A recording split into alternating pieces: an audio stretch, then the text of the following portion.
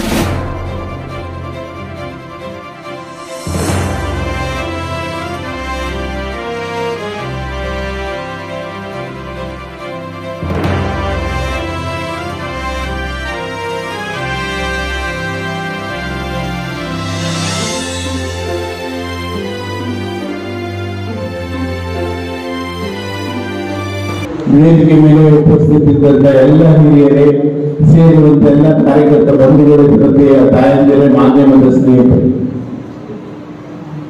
ತುಂಬಾ ಸಂತೋಷ ಆಗ್ತಾ ಇದೆ. ಯಾಕಂದ್ರೆ ಜಿಲ್ಲೆಯಲ್ಲಿ ಅತಿ ಹೆಚ್ಚಿನ, ರಾಜ್ಯದಲ್ಲಿ ಅತಿ ಹೆಚ್ಚಿನ ಒಂದು ಅಂತರದಲ್ಲಿ ಗೆದ್ದಿರುವುದು ನಮ್ಮೆಲ್ಲ ತುಂಬಾ ಸಂತೋಷ ಪಡುವಂತ ಸಂಗತಿ. ಯಾರು ನಿರೀಕ್ಷೆಯನ್ನು ಕೂಡ ಮಾಡಿರ್ತಾ ಇದೆ. ನಾವು ಗೆಲ್ತೇವೆ ಹೇಳುವುದು ನಮ್ಗೆಲ್ಲ ಗೊತ್ತೇ ಇತ್ತು. ಆದ್ರೆ ಈ ಒಂದು ಅಂತರದಲ್ಲಿ ಗೆಲ್ತೇವೆ ಹೇಳುವಂತ ನಿರೀಕ್ಷೆ ಇರಲಿಲ್ಲ ಇತ್ತು. ಆದ್ರೂ ಕೂಡ ಭಟ್ಕಳದ ಕ್ಷೇತ್ರದಲ್ಲಿ ನನಗೂ ಕೂಡ ಫೋನ್ ಮಾಡಿದ್ರು ವಿಶ್ವೇಶ್ವರಯ್ಯನವರು. ಅವ್ರು ಕೇಳಿದ್ರು, ನಾನು ಹೇಳಿದ್ದೇನೆ 30,000ಕ್ಕೂ ಹೆಚ್ಚಿನ ಅಂತರದಲ್ಲಿ ನಾವು ಗೆಲ್ತೇವೆ ಹೇಳ್ತೇವೆ. ಅವ್ರು ಹೇಳಿದ್ರು, ಹೌದು ಅಷ್ಟು ಅಂತರದಲ್ಲಿ ಗೆಲ್ತೇವೆ ನಾವು. ಹೌದು ಗೆಲ್ತೇವೆ. ಯಾಕೆಂದ್ರೆ ಜನರ ಭಾವನೆ ಮತ್ತು ಮತದಾರರ ಮನಸ್ಸಿನಲ್ಲಿ ಮೋದಿ ಬಂದು ಹೋದ್ಮೇಲೆ ಪೂರ್ಣ ಒಂದು 100% ವಾತಾವರಣ ನಮ್ಮ ಪರವಾಗಿತ್ತು. ಒಂದು ಒಳ್ಳೆಯ ವಾತಾವರಣ ಇತ್ತು. ಆ ವಾತಾವರಣ ನಮಗೆ ಸದ್ಬಳಕೆಯನ್ನು ಮಾಡಿಕೊಂಡು ಕಾರ್ಯಕರ್ತರಿಗೆ ಸರಿಯಾದ ಒಂದು ಪರಿಶ್ರಮವನ್ನು ಪಟ್ಟಿ ನಿರಂತರವಾಗಿ ಒಂದು ಕೆಲಸ ಮಾಡಿದ ಒಂದು ಪರಿಣಾಮವಾಗಿ ಈ ಗೆಲುವು ನಮ್ಗೆ ಆಯಿತು ಅಂತ ನಾನು ಭಾವಿಸ್ತೇನೆ. ಇವತ್ತಿನ ಕಾರ್ಯಕ್ರಮದ ಪ್ರಮುಖರು, ಅಭಿನಂದನಾ ಕಾರ್ಯಕ್ರಮದ ಸಮಾರಂಭದ ವ್ಯಕ್ತಿಯಾಗಿರ್ತಕ್ಕಂಥ ಸನ್ಮಾನ್ಯ ನೂತನವಾಗಿ ಆಯ್ಕೆಯಾಗಿರ್ತಕ್ಕಂಥ ನಮ್ಮೆಲ್ಲರ ನೆಚ್ಚಿನ ನಾಯಕರು, ಅಭಿವೃದ್ಧಿಯ ಹೆಚ್ಚು ಒತ್ತು ಕೊಟ್ಟಿರ್ತಕ್ಕಂಥ ನಮ್ಮೆಲ್ಲರ ನಾಯಕರಾಗಿರ್ತಕ್ಕಂಥ ಸನ್ಮಾನ್ಯ ವಿಶ್ವೇಶ್ವರಯ್ಯ ಕಾಗೇರಿ ಸರ್ ಅವರೇ, ಲೋಕಸಭಾ ಚುನಾವಣೆಯಲ್ಲಿ ಹಸುರು ತನ್ನ ಬೂತ್ ಲೀಡ್ ಕೊಡ್ತೇನೆ, ನಾವು ಇದ್ದೇವೆ ನಿಮ್ಮ ಜೊತೆಗೆ, ಧೈರ್ಯ ತುಂಬಿ, ವಿಶ್ವಾಸ ಇರತಕ್ಕಂಥ ಸಂದರ್ಭದಲ್ಲಿ ನಮ್ಮನ್ನ ಕೈ ಜೋಡಿಸಿ ನಾವು ನಿಮ್ಮ ಜೊತೆಗಿದ್ದೇವೆ ಅಂತಕ್ಕಂಥ ಧೈರ್ಯ ತುಂಬಿರ್ತಕ್ಕಂಥ ಪ್ರಥಮವಾಗಿ ನನ್ನ ನಿಷ್ಠಾವಂತ ಕಾರ್ಯಕರ್ತರನ್ನು ನಾನು ಈ ಸಂದರ್ಭದಲ್ಲಿ ತುಂಬ ಕೃತಜ್ಞತೆಯನ್ನ ಸಲ್ಲಿಸಲಿಕ್ಕೆ ಬಯಸ್ತಾ ಇದ್ದೇನೆ. ಯಾಕಂದ್ರೆ ಆಗಲೇ ಗೋವಿಂದ ನಾಯ್ಕರು ಮತ್ತು ಸುಬ್ರಾಜ್ ಅವರು ಹೇಳಿದ್ರು, ಲೋಕಸಭಾ ಚುನಾವಣಾ ಸಂದರ್ಭದಲ್ಲಿ ವಿಶ್ವಾಸ ಇಲ್ಲಾಗಿತ್ತು. ಯಾಕಂದ್ರೆ ಇವತ್ತು ಅಧಿಕಾರ ಕಾಂಗ್ರೆಸ್ ಪಕ್ಷ ಸರ್ಕಾರ ಇದೆ. ಇಲ್ಲಿ ಬಂದಿರ್ತಕ್ಕಂಥ ಶಾಸಕರು, ಸಚಿವರಿದ್ದಾರೆ. ಭಟ್ಕಳದಲ್ಲಿ ಹೊನ್ನಾವರದಲ್ಲಿ ಮತ ಕಡಿಮೆ ಅಂತಕ್ಕಂಥ ಭಾವನೆಗಳು ಎಲ್ಲರೂ ಇತ್ತು ಮುಖಂಡರಲ್ಲಿ. ಇಷ್ಟೊಂದು ಲೀಡ್ ಬರ್ತದೆ, ಇಷ್ಟೊಂದು ವಿಶ್ವಾಸದಲ್ಲಿ ನಾವು ಇರ್ತೇವೆ ಅಂತಕ್ಕಂಥ ಭರವಸೆ ಇಲ್ಲಾಗಿತ್ತು. ಆದ್ರೆ ನಮಗೆ ನಮ್ಮ ಕಾರ್ಯಕರ್ತರ ಮೇಲೆ ವಿಶ್ವಾಸ ಇತ್ತು. ನಮ್ಮಿರ್ತಕ್ಕಂಥ ಕಾರ್ಯಕರ್ತರ ಪರಿಶ್ರಮದ ಮೇಲೆ ವಿಶ್ವಾಸ ಇತ್ತು. ಆ ವಿಶ್ವಾಸ ಇವತ್ತು ಭಟ್ಕಳದಲ್ಲಿ ಅತಿ ಹೆಚ್ಚು 33,000ಕ್ಕೂ ಹೆಚ್ಚು ಮತಗಳು, ಸುಮಾರು 57% ಮತವನ್ನ ಭಾರತೀಯ ಜನತಾ ಪಾರ್ಟಿಗೆ ಸನ್ಮಾನ್ಯ ವಿಶ್ವೇಶ್ವರಯ್ಯಗೆ ಕೊಟ್ಟಿರ್ತಕ್ಕಂಥದ್ದು ಕಾರ್ಯಕರ್ತರ ಪರಿಶ್ರಮ ಅಂತಕ್ಕಂಥ ಮಾತನ್ನ ಈ ಸಂದರ್ಭದಲ್ಲಿ ನಾನು ಹೇಳಲಿಕ್ಕೆ ಬಯಸ್ತೇನೆ.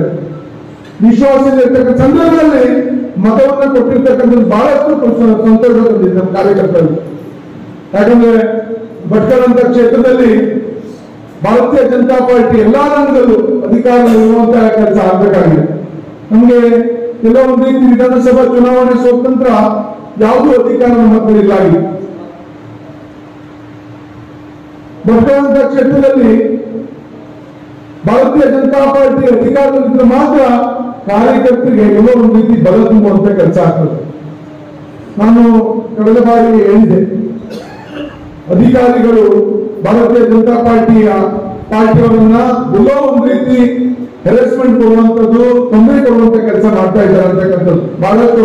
ಕಳೆದ ಒಂದು ವರ್ಷದಲ್ಲಿ ಭಾರತೀಯ ಜನತಾ ಪಾರ್ಟಿ ಕಾರ್ಯಕರ್ತರನ್ನ ಹುಡುಕಿ ಇವತ್ತು ತೊಂದರೆ ಕೊಡ್ತಕ್ಕಂಥದ್ದು, ಕೇಸ್ ಆಗ್ತಕ್ಕಂಥದ್ದು ಮಾಡುವಂತ ಕೆಲಸ ಇವತ್ತು ನಡೀತಾ ಇದೆ.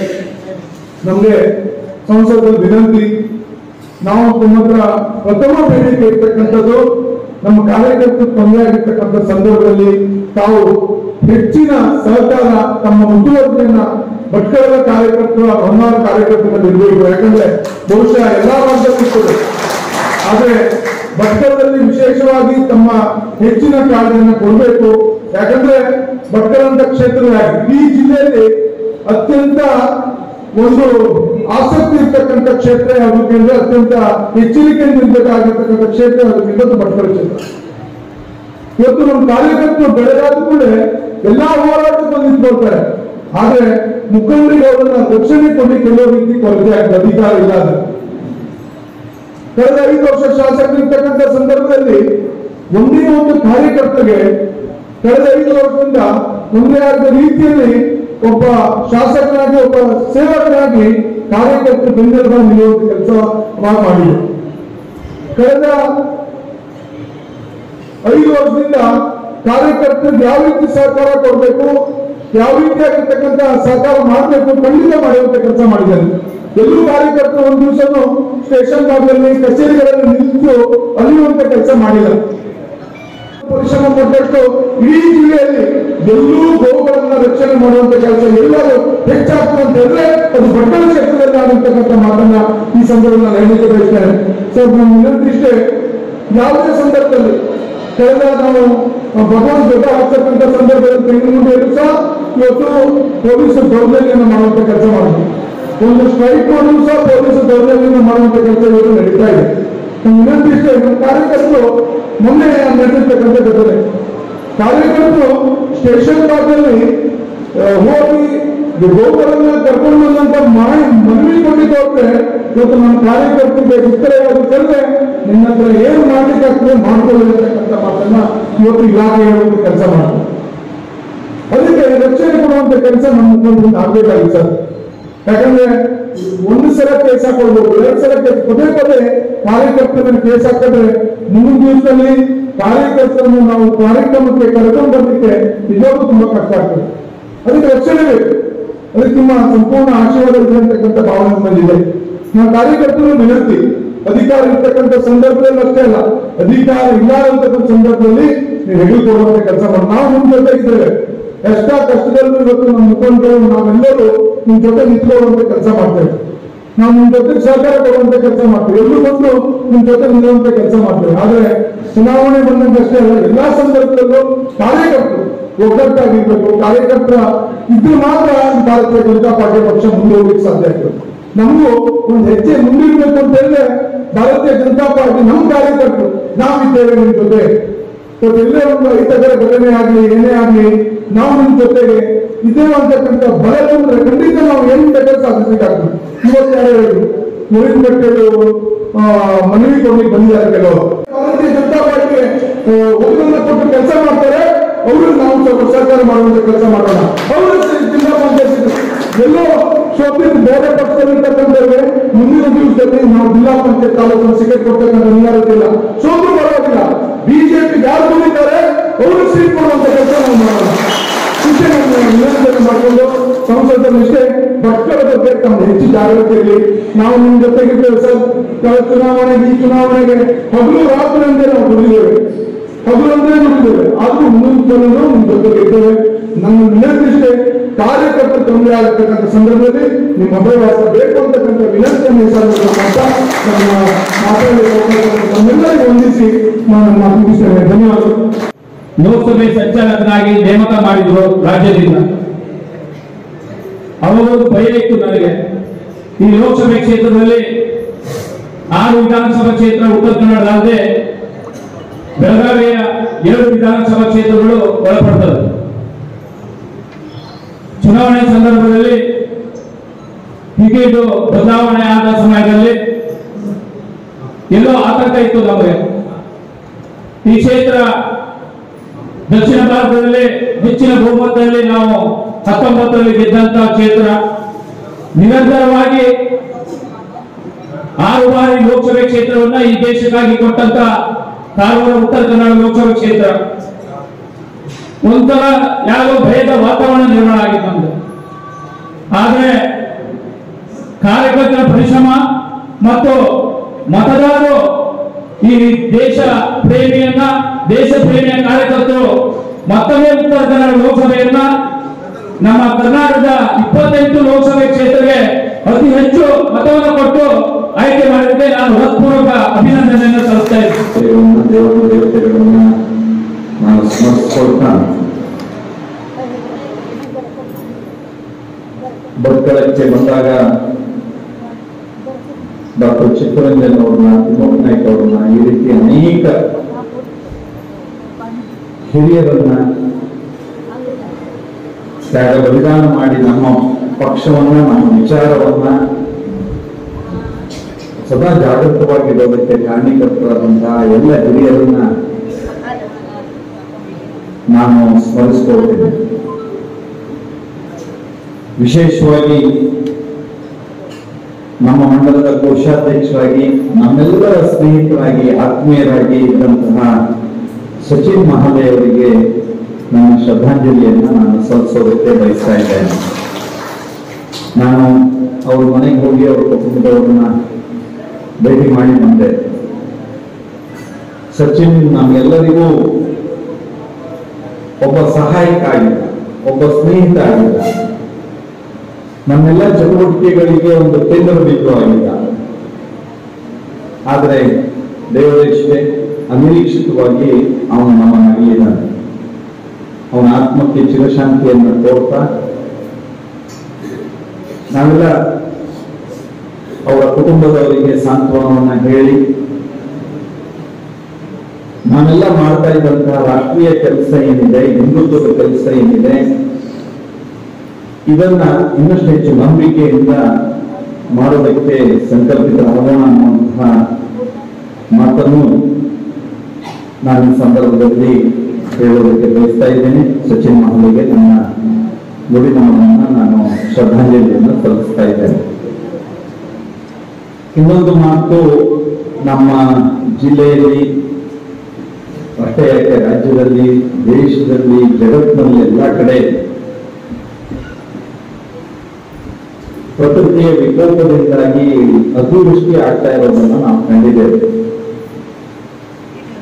ಭಟ್ಕಳದಲ್ಲಿ ಈಗ ಏನೋ ಮಳೆ ಶುರುವಾಯಿತು, ಆದ್ರೆ ಇವತ್ತು ಸ್ವಲ್ಪ ಹೊರವು ಕಂಡಿದೆ, ಬಿಸಿಲು ಕಂಡಿದೆ.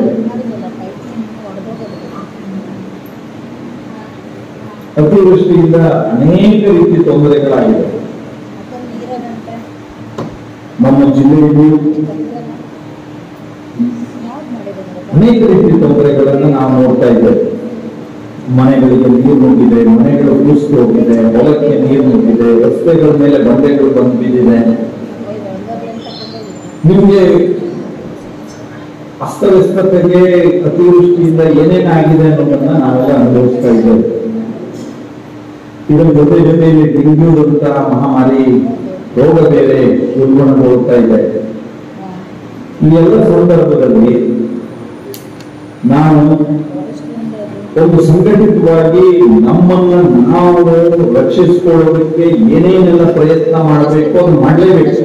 ಡೆಂಗ್ಯೂದಿಂದ ಬಚಾವಾಗಲಿಕ್ಕೆ ಒಳ್ಳೆ ಆರೋಗ್ಯವನ್ನು ಕಾಪಾಡಿಕೊಂಡು, ಒಳ್ಳೆ ಆಹಾರವನ್ನು ಸ್ವೀಕರಿಸಿಕೊಂಡು, ಏನಾದರೂ ಸಣ್ಣ ಪುಟ್ಟ ಬಂದರೆ ಚಿಕಿತ್ಸೆಯನ್ನು ಪಡೆಯಬೇಕು. ಅತಿವೃಷ್ಟಿಯಾದಾಗ ನಮ್ಮ ರಕ್ಷಣೆಯ ಜೊತೆಯಲ್ಲಿ ನಾನು ಈ ಸಂದರ್ಭದಲ್ಲಿ ಹೇಳೋದಿಷ್ಟೇ, ಅತಿವೃಷ್ಟಿ ಆಗ್ತಾ ಇರೋ ಸಂದರ್ಭದಲ್ಲಿ ಅನೇಕ ತೊಂದರೆ ಏನಾಗ್ತಾ ಇದೆ. ಅದಕ್ಕೆ ನಿಮ್ಮ ಪ್ರತಿನಿಧಿಯಾಗಿ ನಾವು ಸರ್ಕಾರವಾಗಿ, ರಾಜ್ಯ ಕೇಂದ್ರ ಸರ್ಕಾರವಾಗಿ ಜನರ ಕಷ್ಟ ಸುಖಗಳಿಗೆ ಸ್ಪಂದಿಸುವಂತಹ ಎಲ್ಲ ಪ್ರಯತ್ನವನ್ನ ಪ್ರಾಮಾಣಿಕವಾಗಿ ಮಾಡ್ತೇವೆ.